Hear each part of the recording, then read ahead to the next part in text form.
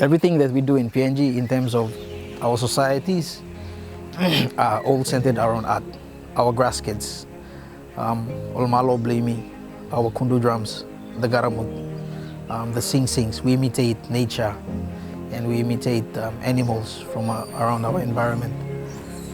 And if we go back to the constitution of our country, in the preamble, it's also mentioned there that culture and art is the foundation of our country.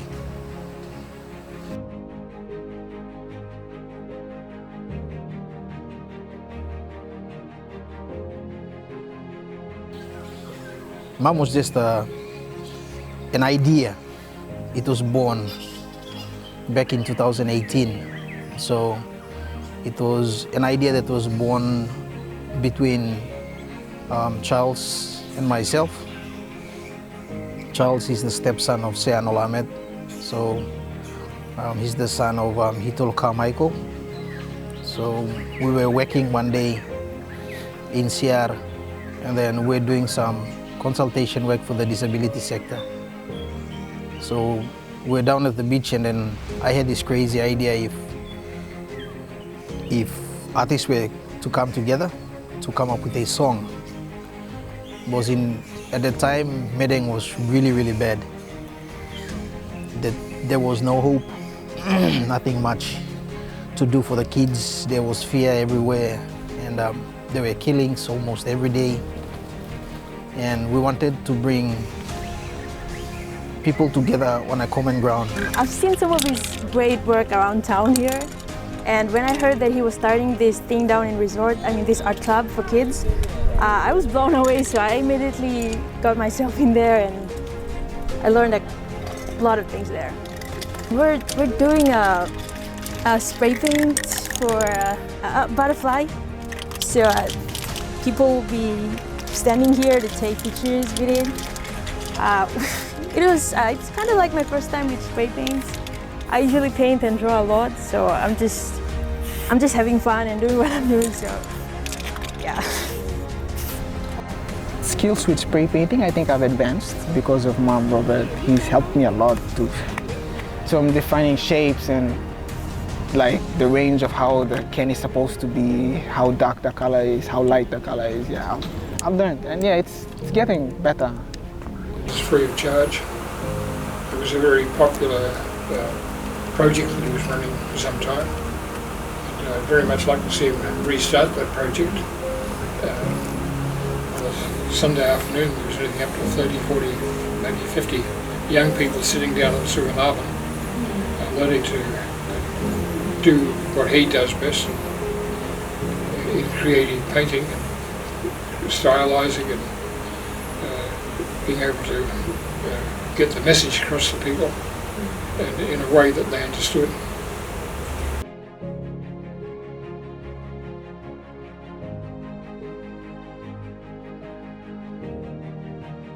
We are blessed to have the MOM team come on board this year, and like when they started with us, they have different members in the team that have different skills that they decided to come and impart to the ladies.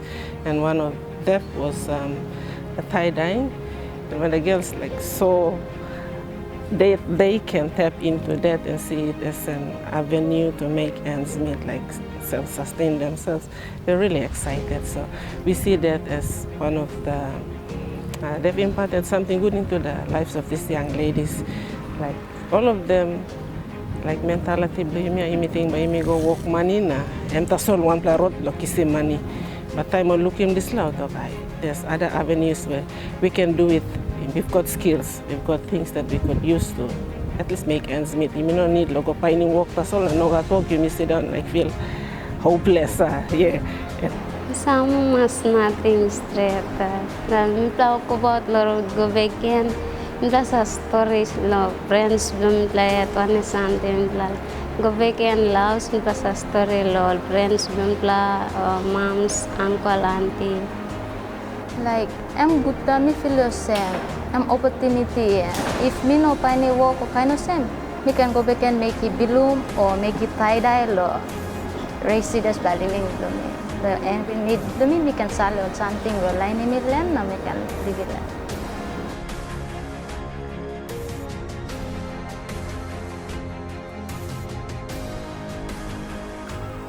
I do what I do because one, it's a passion, and two, if I don't do it, who's going to do it? That's the question I always ask. If I don't pass on the knowledge that I have about my culture and customs through art, then who will be the next person to do it? So I take on the responsibility, learning from those senior artists before me, like in the likes of Tabasilao, Larry Santana, Martin Morobuguna, Jodam, and you name it, all those that have come and gone. They have done their part. Those were in their time, during their generation. Now is my generation. Who's gonna be the ones next to me? It's hard. You try to go back to something that you know. Try to find the strength, and then the comfort. People go to church. Speak to someone very close to you, and then the pain sinks in when you're all alone. There's no family, there's no friends, nothing. And then it hits you. How do you cope with it? The only comfort that I had was my artwork. So the only comfort I had was to spill paint, that's all. So I drown myself in, my paint and brush.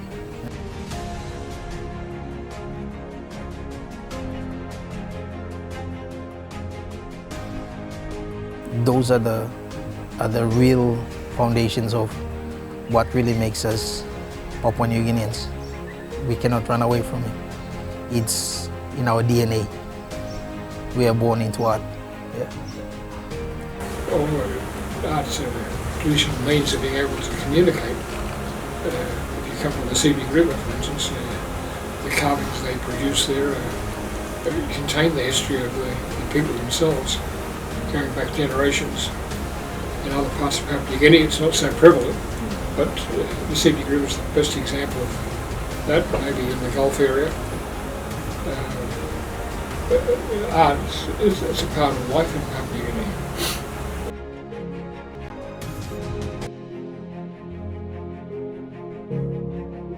You put the pink, you think, man? So I'm all warm na hot color. So now you put him more hot color. So you just put the purple going to them, but complement one that's like pink na red. Not really. I mean, here in PNG, a lot of people told me there's no future in arts. So it's kind of like a hobby, just a hobby. Equally as important to give the opportunity to young people to learn of the cultures of their generations before, their grandfathers. Because if we don't practice the culture, we're going to lose it. If we're going to lose it, it's going to be very hard to recreate it. Even today, a lot of the parts of Papua New Guinea, we don't have a live culture anymore. It's been replaced with religion, it's been replaced with sports, it's been replaced by many other things, but we've got to really look at where we came from. It's very sad to see the government not really focusing on art and our culture. It makes us to adopt the Western ways of doing things, where our Melanesian ways have been forgotten. It all comes back to realizing who we are and what our forefathers have taught us. It's rather interesting to see what's happened in recent years. The so-called images at Parliament House, and how certain people took objection to them and had them removed, and how Grand Chief Sir Michael Samari ordered them back again, or put them back again. I think anyone's given a lot of thought to it. We'd be very concerned about the fact that we're not spending as much time, as much money in being able to recreate that. It's just amazing. how, when somebody with this brush, and then he doesn't actually look at the portrait, or he doesn't actually look at something that's on paper and he transfers that. It just comes out from his head. That's the amazing part of it. And he's already got this thing pictured inside his head, and it comes through his hand, and he's doing that. He's doing that, but you just sit there and wonder. It's something. It's something when you see these people.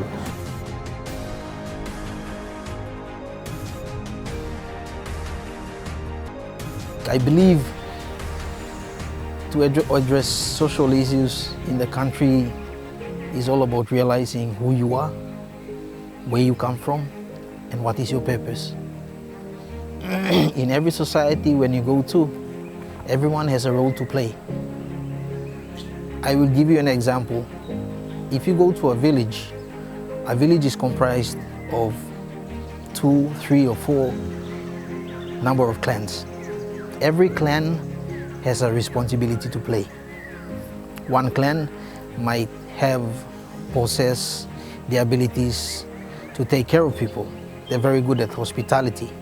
There are other clans who are very good at fishing or diving. There are other clans who usually go ahead in fighting. So everyone has a role to play. So back in the old times, nobody was an outsider. Everybody felt that they were part of the society. So now with the education system and the Western system that has been introduced in the country, everyone feels like they get left out. When you become a dropout from grade 10 or grade 8, you have nothing to do. You have no place to go. And then we tend to, our peers, try to fit in. So in terms of art and how it plays an important role in our culture and custom, it's all about realizing who you are, where you come from, what makes you a Papua New Guinean.